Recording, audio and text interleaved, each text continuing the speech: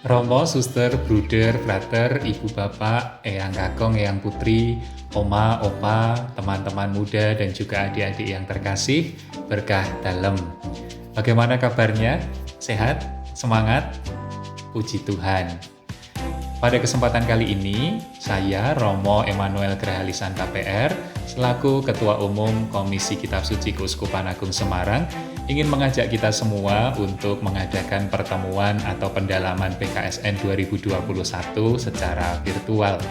Hal ini dikarenakan sampai dengan saat ini, kita masih belum bisa mengadakan pertemuan atau pendalaman PKSN secara tatap muka atau bersama, baik di lingkungan, di wilayah, di paroki, maupun di dalam komunitas atau kelompok-kelompok kategorial.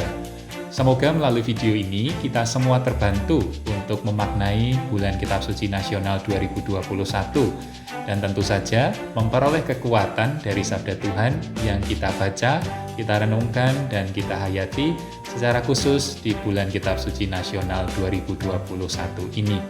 Saya mengajak Romo, suster, bruder, frater, bapak ibu, eyang kakong, eyang putri, oma, opa, teman-teman muda, dan adik-adik semua untuk menyediakan waktu guna membaca dan merenungkan Sabda Tuhan dan tema-tema Bulan Kitab Suci Nasional 2021.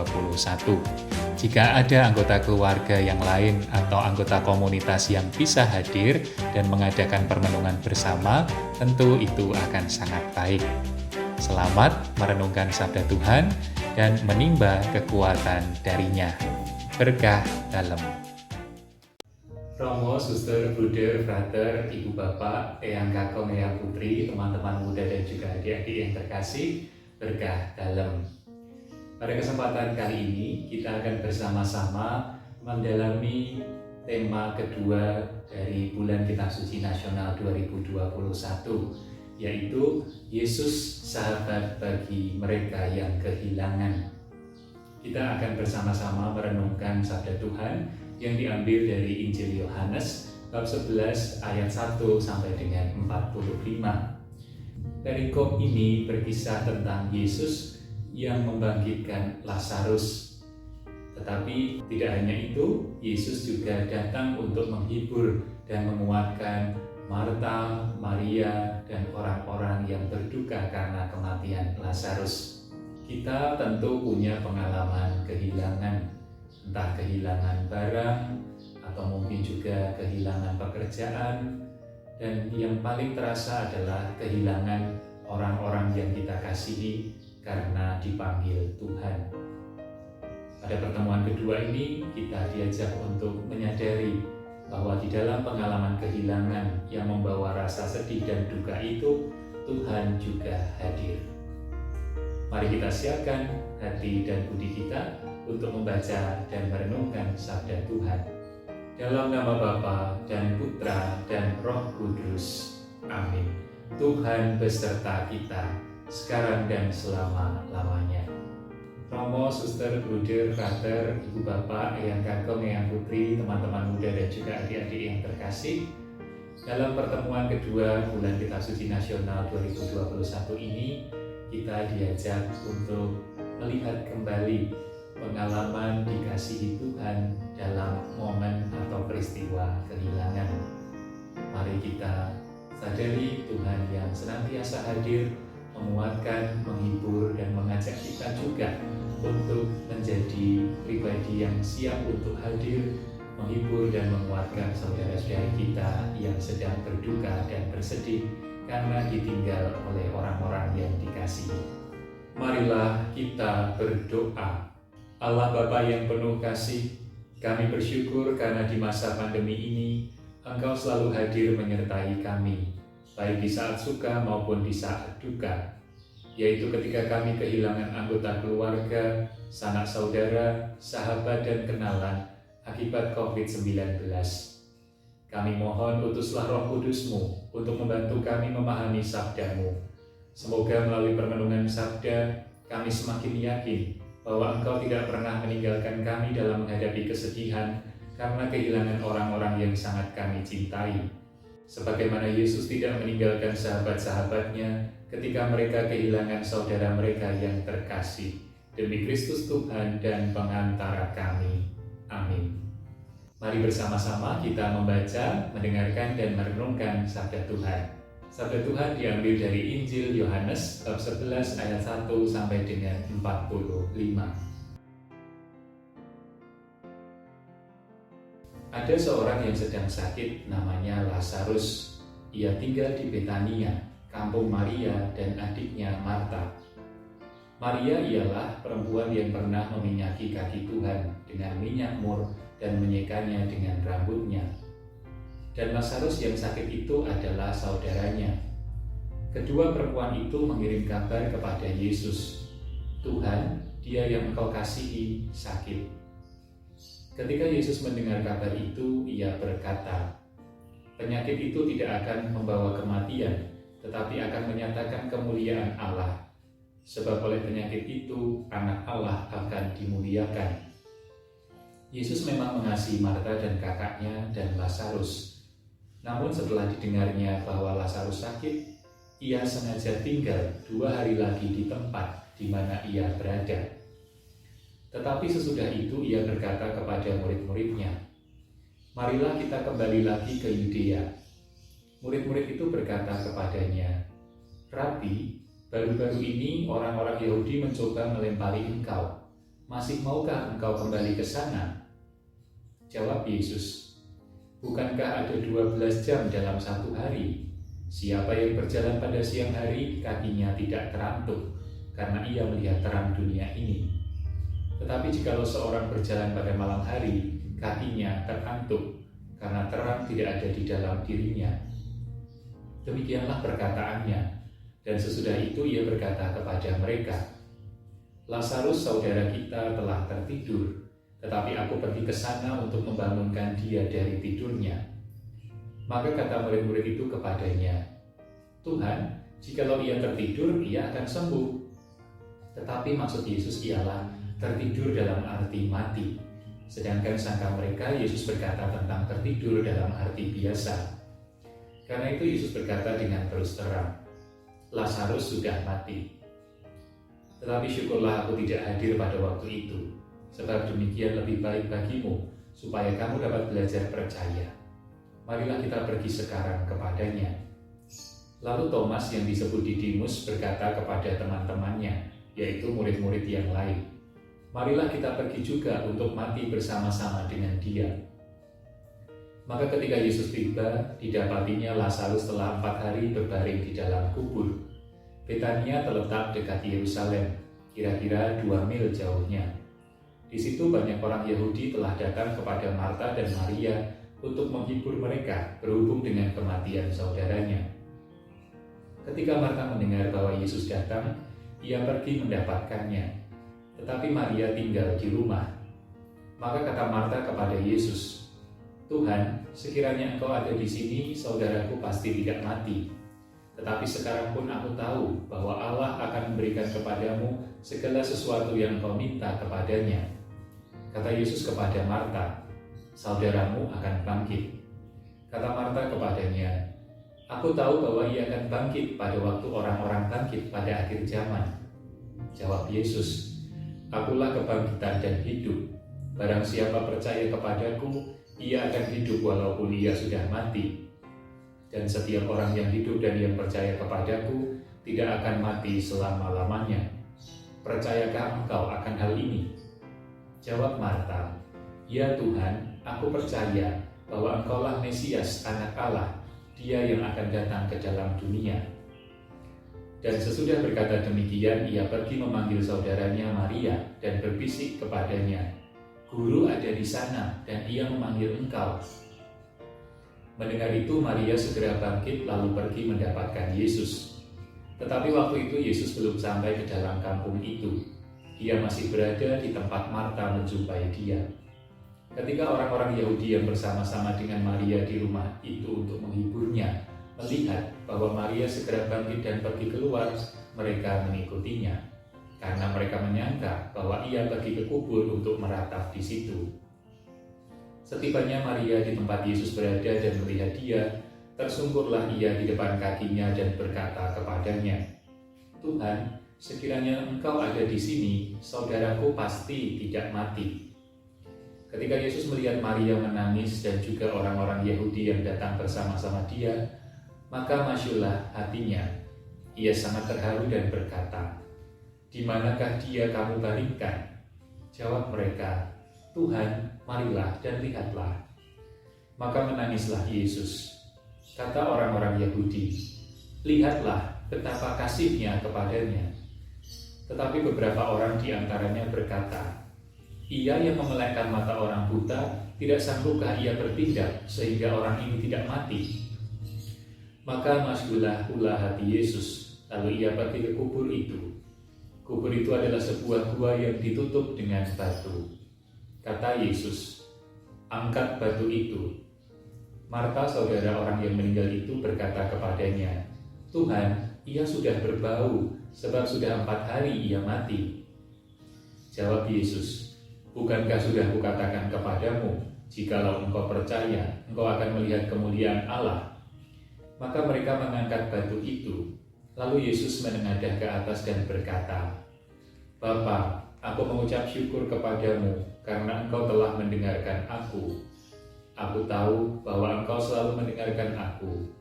Tetapi oleh karena orang banyak yang berdiri di sini mengelilingi aku mengatakannya supaya mereka percaya bahwa engkaulah yang telah mengutus aku." Dan sesudah berkata demikian, berserulah ia dengan suara keras, "Lazarus, marilah keluar." Orang yang telah mati itu datang keluar. Kaki dan tangannya masih terikat dengan kain kafan dan mukanya tertutup dengan kain peluh. Kata Yesus kepada mereka, "Bukalah kain-kain itu dan biarkan ia pergi." Banyak di antara orang-orang Yahudi yang datang melawat Maria dan yang menyaksikan sendiri apa yang telah dibuat Yesus percaya kepadanya. Demikianlah sabda Tuhan. Terpujilah Kristus. Romo, suster, bruder, frater, ibu, bapak, ayah, kakak, eyang, putri, teman-teman muda dan juga adik-adik yang terkasih, kita baru saja membaca, mendengarkan, dan juga merenungkan kisah Yesus membangkitkan Lazarus. Kita tahu bahwa Yesus memiliki relasi yang dekat dengan Lazarus, Maria, dan Marta. Mereka memiliki tempat yang istimewa di dalam hati Tuhan Yesus. Kita tahu betapa Yesus sangat bersedih hati karena Lazarus meninggal. Dan Yesus berkenan untuk datang mengunjungi dan menguatkan serta menghibur Marta dan Maria serta orang-orang yang sedang berduka. Kita pun pasti punya pengalaman berduka, apalagi di masa pandemi ini. Rasa-rasanya banyak orang yang meninggalkan kita karena dipanggil Tuhan. Tentu bukan pengalaman yang menyenangkan dan mengenakan. Saya pribadi punya pengalaman kehilangan. Beberapa anggota keluarga besar saya juga dipanggil Tuhan. Dan dalam situasi yang tidak menyenangkan, tidak mengenakan itu, tidak ada hal lain yang bisa dibuat selain berdoa. Mendoakan saudara yang telah berpulang agar mereka mengalami istirahat abadi. Dan yang bisa dilakukan untuk anggota keluarga atau saudara-saudari yang mengalami kedukaan adalah menghibur, memberikan semangat. Itulah yang dibuat oleh Yesus. Yesus mengunjungi Marta, Maria, dan juga orang-orang di Betania, memberikan peneguhan kepada mereka. Dan Yesus menunjukkan kemahakuasaannya, sekaligus cintanya yang luar biasa melalui peristiwa kebangkitan Lazarus. Kita percaya bahwa Tuhan juga mengasihi kita dan mengasihi semua saudara dan saudari kita yang telah berpulang. Yesus ada di dalam kesedihan dan kedukaan kita. Dan Yesus pun senantiasa menguatkan kita melalui kehadiran orang-orang, tetangga, atau siapapun yang juga berjuang di tengah kesedihan dan kedukaan kita. Yesus juga mengajak kita untuk menjadi pribadi yang mau hadir, menguatkan, menghibur, mendoakan orang-orang yang saat ini sedang berduka dan bersedih. Maka mari kita gunakan hidup kita sebagai kesempatan penuh rahmat untuk berbagi sukacita, khususnya bagi orang-orang atau saudara-saudari kita yang saat ini sedang berduka karena kehilangan orang-orang yang dikasihi. Kita mohon rahmat Tuhan agar kita mampu menjadi seperti Yesus yang menjadi sahabat bagi orang yang kehilangan. Marilah kita merenungkan dan juga menjawab pertanyaan-pertanyaan yang bisa kita refleksikan ini. Apakah aku dan atau keluargaku pernah mengalami perasaan mati dan kehilangan dalam hidup ini?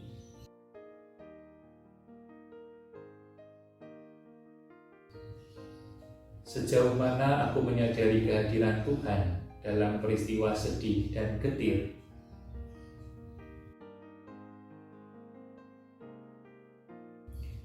Apakah aku masih memiliki iman bahwa Tuhan akan datang mengunjungiku?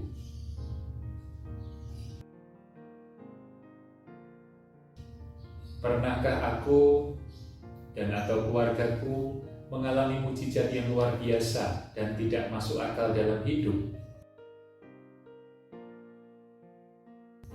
Lantas bagaimana reaksi dan sikapku ketika mengalami hal itu? Apakah semuanya itu semakin menambah dan menguatkan imanku kepada Tuhan? Ataukah aku menganggapnya sebagai kebetulan belaka?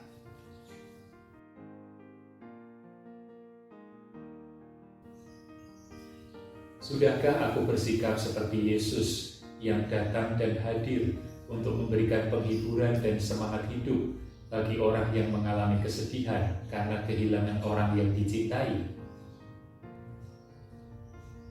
Apa aksi nyata yang akan aku lakukan selama seminggu ke depan bagi sahabat atau tetangga yang mengalami kesedihan karena berbagai alasan? Kini marilah kita mengaturkan doa-doa pribadi kita dalam hati.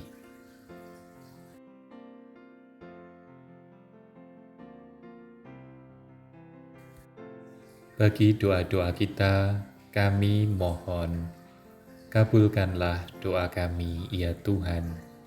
Marilah kita persatukan seluruh syukur dan permohonan kita dengan doa yang diajarkan Tuhan. Bapa kami yang ada di surga, dimuliakanlah namamu, datanglah kerajaan-Mu, jadilah kehendak-Mu, di atas bumi seperti di dalam surga. Berilah kami rezeki pada hari ini, dan ampunilah kesalahan kami, seperti kami pun mengampuni yang bersalah kepada kami. Dan janganlah masukkan kami ke dalam pencobaan, tetapi bebaskanlah kami dari yang jahat. Marilah kita berdoa. Allah Bapa yang Maha Pengasih, kami bersyukur atas sabda-Mu yang telah kami dengarkan dalam pertemuan ini. Kami mohon, kunjungilah keluarga kami, dan jadikanlah kami sahabat-Mu dan sahabat bagi keluarga-keluarga yang mengalami kehilangan. Bantulah kami juga dengan kehadiran Roh Kudus-Mu, agar kasih dan semangat Yesus selalu hadir di tengah keluarga, sehingga kami mampu berempati dengan sesama yang menderita dan sedih karena kehilangan orang-orang yang dicintai. Demi Kristus Tuhan dan pengantara kami. Amin. Romo, suster, bruder, frater, ibu, bapak, ayang, kakung, ayang, putri, teman-teman muda dan juga adik-adik yang terkasih, terima kasih atas kebersamaan kita dalam pendalaman PKSN 2021 pertemuan kedua. Semoga kita senantiasa mampu mengalami kasih Tuhan yang memberikan kekuatan kita di saat-saat kita bersedih dan berduka karena kehilangan orang-orang yang kita kasihi. Dan semoga kita pun juga mampu menghadirkan kasih Yesus itu kepada orang-orang yang saat ini sedang bersedih dan berduka karena ditinggal anggota keluarga, teman, sahabat, ataupun saudara-saudari mereka. Mari kita akhiri pendalaman PKSN 2021 pertemuan kedua ini dengan mohon berkat Tuhan. Tuhan bersamamu dan bersama rohmu. Semoga kita semua, keluarga kita, orang-orang yang kita kasihi dan doakan, khususnya orang-orang yang telah dipanggil Tuhan, dan juga orang-orang yang sedang bersedih dan berduka, serta semua rencana, usaha perjuangan, dan karya pelayanan kita senantiasa diberkati Allah yang Maha Kuasa, Bapa dan Putra dan Roh Kudus. Amin. Dengan ini, Pendalaman PKSN 2021 pertemuan kedua sudah selesai. Syukur kepada Allah.